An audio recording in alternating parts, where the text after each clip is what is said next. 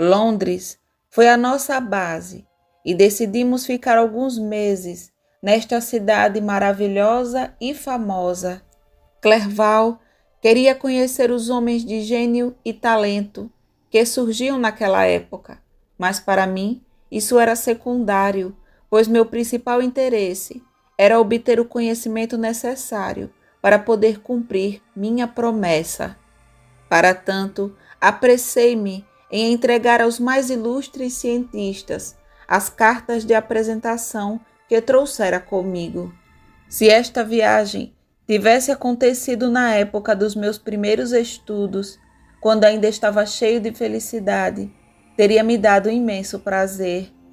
Mas uma maldição obscureceu a minha existência e só visitei essas pessoas com o desejo de obter as informações que elas pudessem me fornecer sobre o assunto que por motivos tão tremendos tanto me interessava. A companhia de outras pessoas me incomodava. Quando estava sozinho, podia deixar minha imaginação vagar por coisas agradáveis. A voz de Henri me acalmou, e assim ele conseguiu me enganar e consegui uma paz temporária. Mas os rostos gesticulantes, felizes e desinteressantes dos outros me mergulharam novamente no desespero. Vi uma barreira intransponível surgir entre mim e meus semelhantes. Barreira manchada com o sangue de William e Justine, e a lembrança dos acontecimentos relacionados a esses nomes me encheu de angústia. Em Clerval, vi a imagem do que fui. Ele era curioso e ansioso para adquirir sabedoria e experiência. A diferença de costumes que notou foi para ele uma fonte inesgotável de ensino e distração. Ele estava sempre ocupado e a única coisa que obscureceu sua felicidade foi meu desânimo e tristeza.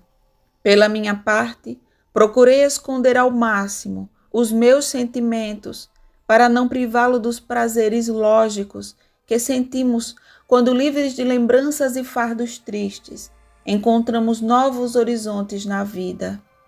Muitas vezes pedi licença, citando compromissos anteriores, para não ter que acompanhá-lo e poder ficar sozinho.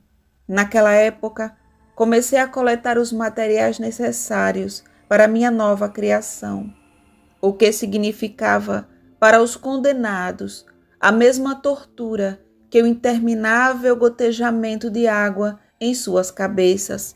Cada pensamento dedicado ao assunto causava-me uma angústia tremenda, e cada palavra que lhe aludia fazia-me tremer os lábios e palpitar o meu coração. Depois de alguns meses em Londres, recebemos uma carta de uma pessoa que morava na Escócia e que nos visitou em Genebra. Nele, ele se referia à beleza de seu país natal e se perguntava se isso não seria motivo suficiente para decidirmos estender nossa viagem até Perth, onde ele morava. Clerval estava ansioso para aceitar o convite e eu, embora odiasse a companhia de outras pessoas, queria ver novamente riachos e montanhas e todas as maravilhas com que a natureza enfeitava seus lugares favoritos. Tínhamos chegado à Inglaterra no início de outubro e já estávamos em fevereiro. Por isso, decidimos iniciar nossa viagem para o norte no final do mês seguinte. Nessa viagem, não planejamos seguir a estrada principal para Edimburgo, pois queríamos visitar Windsor, Oxford, Madoc e os lagos Cumberland, esperando chegar ao nosso destino no final de julho. Então juntei meus instrumentos químicos e o material que obtive com a intenção de terminar minha tarefa em algum lugar remoto nas montanhas do norte da Escócia. Saímos de Londres no dia 27 de março e ficamos alguns dias em Windsor, caminhando por uma linda floresta. Esta paisagem era completamente nova para nós, habitantes de um país montanhoso. Os majestosos carvalhos e a abundância de caça e os rebanhos de servos orgulhosos eram uma novidade para nós. Continuamos então em direção a Oxford. Ao chegar à cidade, lembramos dos acontecimentos que ali ocorreram há mais de 150 anos. Foi lá que Carlos I reuniu suas tropas. A cidade permaneceu fiel a ele, enquanto toda a nação abandonou a sua causa e se uniu à bandeira do parlamento e da liberdade. A memória daquele infeliz monarca e dos seus companheiros, o afável Falkland, o orgulhoso Gower, a sua rainha e o seu filho, dava especial interesse a cada recanto da cidade que supostamente habitavam. O espírito de outros tempos teve aqui a sua morada e tivemos o prazer de seguir as suas pegadas. Mas, mesmo que esses sentimentos não tivessem sido suficientes para satisfazer a nossa imaginação, a cidade em si era bonita o suficiente para despertar a nossa admiração. Gostei das paisagens, mas vi minha alegria perturbada, tanto pela lembrança do passado quanto pelos acontecimentos do futuro. Eu nasci para ser feliz. Durante a minha juventude, nunca fui afligido pela tristeza. E se em algum momento me senti deprimido, contemplar as maravilhas da natureza ou estudar o que o homem sublime e excelente fez, sempre conseguiu interessar-me e animar-me. Mas hoje não sou nada mais do que uma árvore destruída, corroída até o âmago, e mesmo assim senti que sobreviveria até me tornar o que em breve deixarei de ser. Uma miserável ruína humana, objeto de pena dos outros e de nojo de mim mesmo. Passamos muito tempo em Oxford, andando e tentando localizar os lugares relacionados ao período mais agitado da história inglesa. Nossas pequenas viagens de pesquisa eram muitas vezes prolongadas pelas sucessivas descobertas que íamos fazendo. Visitamos o túmulo do ilustre Hapden e o campo de batalha onde este patriota caiu. Por um momento, o meu espírito conseguiu esquecer os seus medos miseráveis e degradantes, ao recordar as maravilhosas ideias de liberdade e sacrifício, da qual estes homens eram memória e expoente. Por um momento, consegui libertar-me das correntes e olhar à minha volta com o espírito livre e elevado. Mas o ferro tinha se cravado profundamente em mim, e tremendo e com medo, voltei a afundar-me na miséria. Saímos de Oxford, com pesar, e seguimos em direção a Matlock, nosso próximo assento. A paisagem que rodeia esta cidade é um pouco semelhante à da Suíça, mas em menor escala. As colinas verdes não têm o pano de fundo que no meu país natal os distantes Alpes nevados proporcionam, sempre aparecendo por trás das montanhas cobertas de pinheiros. Visitamos a maravilhosa gruta e as pequenas vitrines dedicadas às ciências naturais, onde os objetos estão dispostos da mesma forma que as coleções Servox e Chamonix. O simples nome deste último lugar me fez tremer quando Henry o pronunciou, e apressei-me em deixar Matlock por causa da ligação que tinha com aquele lugar horrível. De Derby, continuando em direção ao norte, paramos por 2 meses em Cumberland e Westmoreland. Aqui quase pensei que estava entre as montanhas da Suíça. As pequenas manchas de neve que ainda restavam nas encostas norte das montanhas, os lagos e o curso tumultuado das torrentes rochosas eram-me cenas familiares e queridas. Aqui também fizemos novos amigos, que quase conseguiram criar para mim a ilusão de felicidade. A alegria que Clerval expressou foi muito maior que a minha. Ele cresceu com homens de talento e descobriu que tinha mais recursos e possibilidades do que teria acreditado quando frequentava a companhia de pessoas menos dotadas intelectualmente do que ele. Eu poderia morar aqui, disse ele, e rodeado por estas montanhas, dificilmente sentiria a falta da Suíça ou do Reno.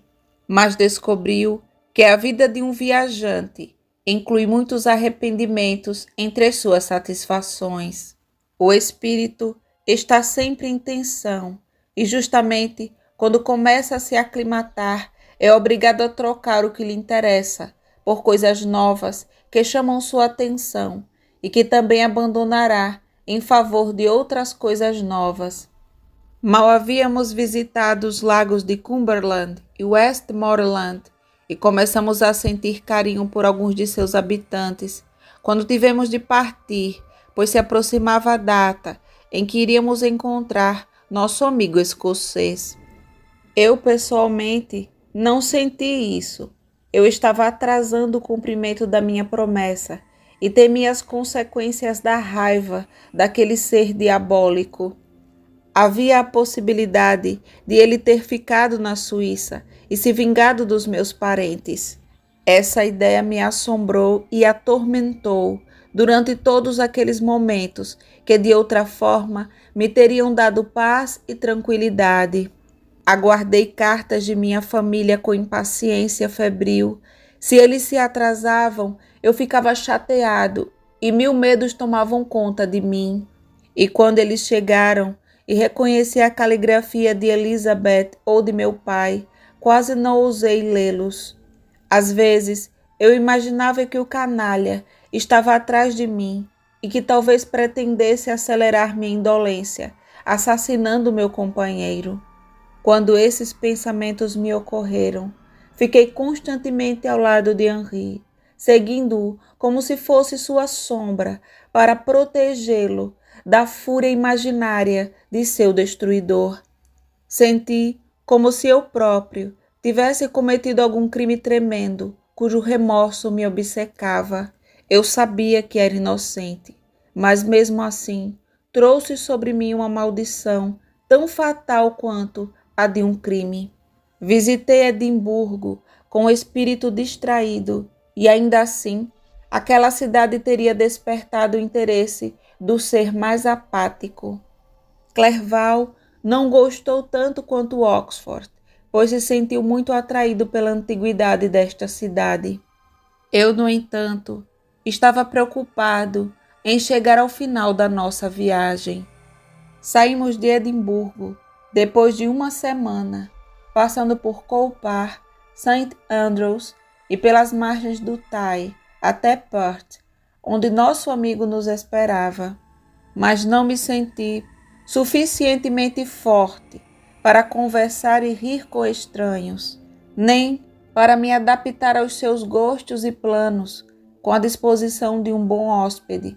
Por isso, disse a Clerval que visitaria sozinho o resto da Escócia.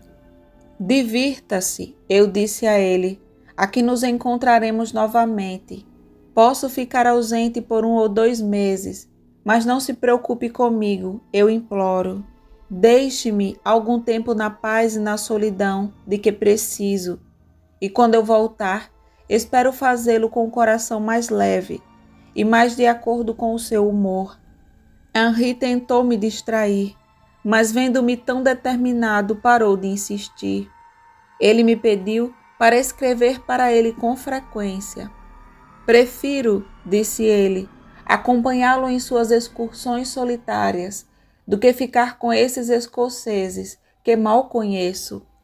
Volte depressa, querido amigo, para que eu possa me sentir novamente em casa, algo que será impossível durante a sua ausência. Ao me despedir do meu amigo, decidi procurar um lugar isolado na Escócia, onde pudesse terminar meu trabalho sozinho.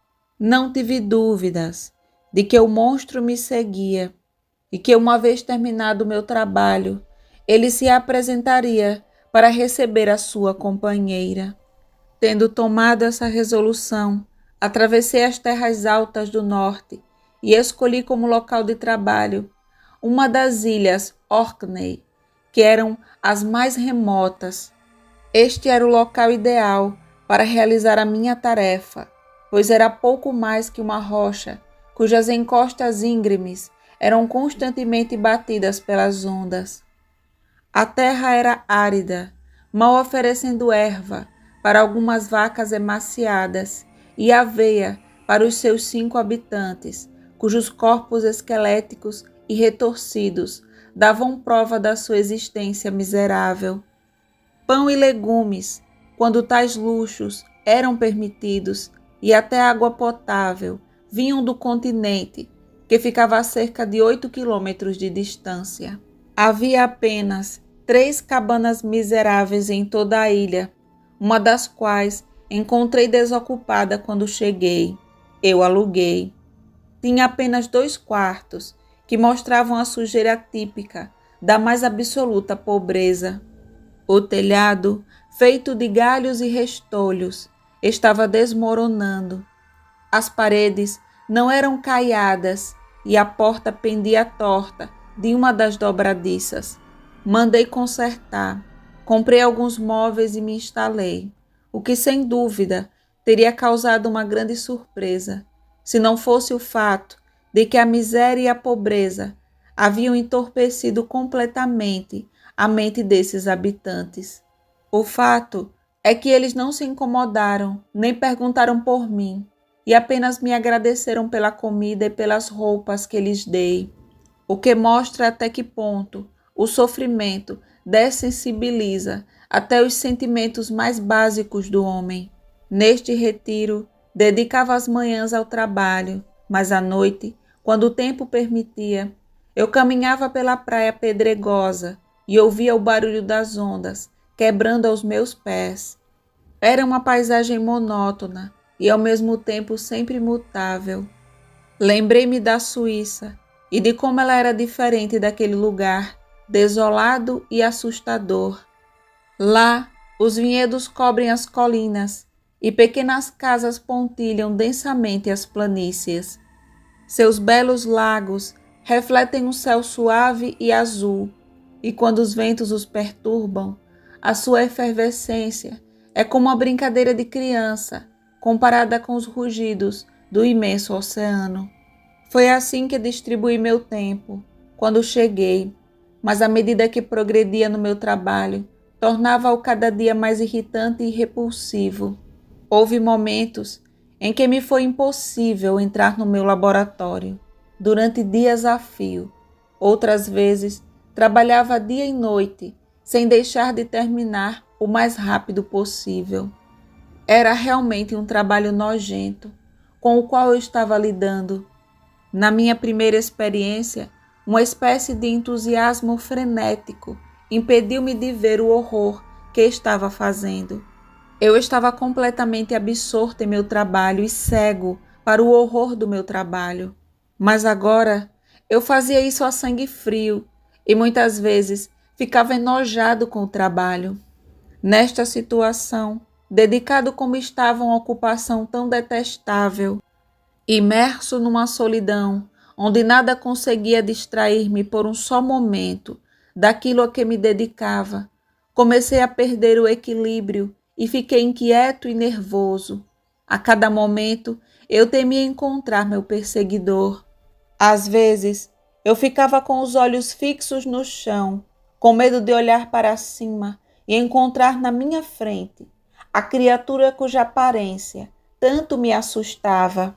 Não deixei meus vizinhos, com medo de que, vendo-me sozinho, ele se aproximasse de mim e reclamasse sua companheira. Porém, eu continuei trabalhando e o trabalho já estava muito avançado. Aguardei o fim com ansiedade e impaciência trêmula, sobre a qual não queria me questionar, mas que estava entrelaçada com pressentimentos sombrios e sinistros que me fizeram desmaiar.